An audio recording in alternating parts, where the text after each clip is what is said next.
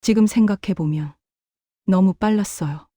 그런데 그때 그 빠름이 진심처럼 느껴졌습니다. 이 이야기를 꺼내는데 참 오랜 시간이 걸렸어요. 너무 진짜 같았기도 했고, 이렇게 전화만으로 사랑에 빠진 제 모습이 바보 같아 보여서 누군가에게 말을 꺼내기가 힘들었습니다. 남편은 10년 전 먼저 세상을 떠났고, 자식들은 모두 가정을 꾸려 각자의 삶을 살고 있습니다. 문화센터에서 인스타그램을 배우기 시작해 손주 사진 올리고 꽃 사진 찍고 댓글 달고, 그게 제 하루의 작은 재미였죠. 자식들한테 전화하면 엄마, 나중에 다시 전화할. 그러잖아요. 그게 그렇게 서운하더라고요. 어느 날 인스타로 메시지가 왔어요. 안녕하세요. 제가 먼저 말을 걸고 싶었습니다. 사진이 참 따뜻하네요. 중국에 있다는 한국인 50대 사업가라고 했어요. 이름도 알려주고 사진도 보내주고 목소리도 들려주었어요. 너무 자연스러웠어요. 그 사람은 망설이지 않았어요. 바로 실명을 쓰고 바로 음성 메시지를 보내고 바로 일상을 공유했어요. 정화 씨 목소리 한 번만 들을 수 있을까요? 사진보다 실제가 더 따뜻할 것 같아요. 그 말에 거절할 수가 없었어요. 처음엔 조심스럽 짧은 음성을 보냈죠. 그랬더니 그 사람이 바로 답했어요. 목소리 너무 좋으시네요. 앞으로 자주 들려주세요. 그 다음 날부터 메시지가 쏟아졌어요. 아침에 눈 뜨면 메시지, 밥 먹을 때 메시지, 잠들기 전에도 메시지. 오늘 하루 제가 책임질게요. 제가 있으니까 외롭지 않죠. 정화 씨 혼자 두지 않을게요. 그 말에 혼자가 아니라는 느낌이 들었어요. 누군가 나를 궁금해하고 나를 기다리고 나를 생각한다는 게 너무 좋았어요. 자식들도 바쁜데 이렇게까지 신경 써주는 사람이 있다는 게 신기했어요. 만난 지 일주일도 안 됐는데 그 사람이 말했어요. 정화 씨는 이제 제 사람이에요. 남처럼 말하지 말아요. 우리는 이미 가까운 사이잖아요. 그 말이 이상하다기보다 나를 진심으로 대하는구나, 그렇게 느껴졌어요. 전화 통화도 하고 영상 통화도 했어요. 얼굴도 보고 목소리도 듣고 일상도 나누니까 진짜 사귀는 사람 같았어요. 만난 지 2주쯤 됐을 때 그 사람이 먼저 말했어요. 한국 들어가면 정화 씨랑 같이 살고 싶어요. 이 나이에 혼자 살 이유 없잖아요. 서울은 복잡하니까 경기도 쪽 조용한 곳에 작은 집 하나 얻어서 같이 살면 좋겠어요. 그 말이 상상이 아니라 계획처럼 들렸어요. 구체적으로 어느 동네가 좋을지, 한국 들어오는 시기는 언제쯤인지, 같이 살면 어떤 점이 편할지, 그런 이야기를 먼저 꺼냈어요. 저는 그저 듣기만 했는데 어느새 그 미래가 제 머릿속에도 그려지고 있었어요. 그 사람은 제가 불안해할 틈을 주지 않았어요. 항상 먼저 확신을 심어줬어요.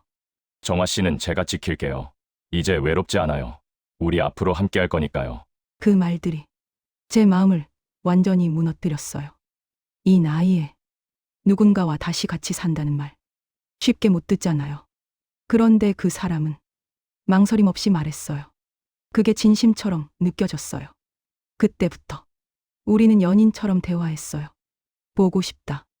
오늘도 생각났. 우리라는 말을 자주 했죠.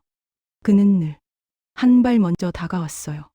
제가 먼저 연락 안 해도 그 사람이 먼저 연락했고, 제가 무슨 말을 하기 전에 그 사람이 먼저 물어봤어요. 오늘 기분은 어때요? 뭐 필요한 거 없어요? 제가 도와드릴 게 있을까요? 그런 말들이 저를 완전히 안심시켰어요. 그러던 어느 날 그 사람이 자연스럽 일 이야기를 꺼냈어요. 제가 하는 일이 투자 관련 일이에요. 요즘 수익이 괜찮아서 한국 들어가는 시기를 좀 앞당길 수 있을 것 같아요. 그 말에 저는 기뻤어요. 빨리 만날 수 있겠구나, 그렇게 생각했죠. 그런데 며칠 뒤 그 사람이 난처한 상황이라며 부탁을 하더군요. 지금 여기 인터넷이 불안정해서 제가 접속을 못해요. 아이디랑 비밀번호 알려드릴 테니 잔액만 한번 확인해 주실 수 있을까요? 걱정 마세요. 그냥 봐주시기만 하면 돼요. 사이트에 들어가니까 잔액이 정말 많았어요. 그래프도 움직이고 수익도 계속 올라가고 숫자가 실시간으로 바뀌는 게 보였어요. 그때 이 사람은 거짓말할 이유가 없다. 그렇게 생각했어요. 그리고 며칠 뒤 그 사람이 또 말했어요. 정화 씨도 조금 해보시는 게 어때요? 무리하지 마시고 작은 금액만 해보세요. 저도 처음엔 작게 시작했어요. 중요한 건 그 사람은 끝까지 투자하라고 강요하지 않았다는 거예요. 괜히 무리하지 마세요. 투자는 본인이 원할 때만 하는 거예요. 잃어도 괜찮은 돈으로만 하세요. 그 말이 오히려 더 믿음이 갔어요. 강요하지 않으니까 진짜 걱정해 주는구나. 그렇게 느껴졌죠. 그래서 제가 먼저 말했어요. 저도 조금만 해볼까요? 지금 생각해보면 그 말이 이미 더 안에 들어간 순간이었어요. 솔직히 처음부터 완전히 믿었던 건 아니에요. 그래서 딱 한 번 시험 삼아 해봤어요. 작은 금액을 넣고 수익이 나면 바로 빼보겠다고 했어요. 그랬더니 정말로 돈이 빠져나오더군요. 제 통장으로 실제로 입금이 됐어요. 그 순간 모든 의심이 사라졌어요. 그 사람은 전혀 놀라지도 않았어요. 보셨죠? 괜히 걱정하실 필요 없어요. 원하시면 언제든지 빼셔도 됩니다. 저는 정화 씨가 불안해하시는 게 싫어요. 편하게 하세요. 그 태도가 저를 완전히 안심시켰어요. 출금이 되니까 이제 의심보다 계산이 먼저 되더군요. 이 정도 수익률이면 괜찮은데 그런 생각이 들었어요. 이번엔 제가 먼저 말했어요. 조금 더 넣어도 될까요? 그 사람은 또 말렸어요. 정화 씨 판단이세요. 무리만 안 하시면 됩니다. 저는 정화 씨가 손해 보시는 거 절대 원하지 않아요. 그 말이 이상하게도 허락처럼 들렸어요. 그래서 처음보다 훨씬 큰 금액을 넣었습니다. 퇴직금 통장에서 돈을 빼서 투자 사이트에 넣었어요. 그렇게 큰 금액을 넣고 나서 일주일쯤 지났을 때 그 사람의 태도가 조금씩 달라지기 시작했어요. 처음엔 하루 종일 메시지가 왔는데 이제는 답장이 늦어지기 시작했어요. 미안해요. 요즘 일이 좀 바빠서. 그리고 며칠 뒤 갑자기 이런 말을 했어요. 정화 씨, 제가 한국 가려고 했는데 갑자기 부모님이 오셨어요. 며칠만 기다려주세요. 부모님 모시고 나면 바로 한국 갈게요. 저는 이해했어요. 부모님이면 당연하지. 그렇게 생각했죠. 그런데 일주일 뒤 또 연락이 왔어요. 정화 씨, 죄송해요. 제가 사고가 나서 병원에 입원했어요. 다리를 다쳐서 수술을 받았어요. 조금만 기다려주세요. 깜짝 놀라서 영상통화를 요청했는데 그 사람은 받지 않았어요. 대신 사진을 보내왔어요. 병원 침대에 누워있는 사진이었어요. 저는 걱정이 됐어요. 많이 다쳤나? 괜찮은 건가? 그런 생각만 했죠. 그 후로 한 달이 지났어요. 그 사람은 이제 재활 치료를 받는다고 했어요. 정화 씨, 다리가 아직 안 좋아서 재활 치료 중이에요. 한국 가는 건 조금 미뤄질 것 같아요. 정말 미안해요. 저는 계속 기다렸어요. 다 나으면 오겠지. 그렇게 믿었으니까요. 하지만 메시지는 점점 줄어들었어요.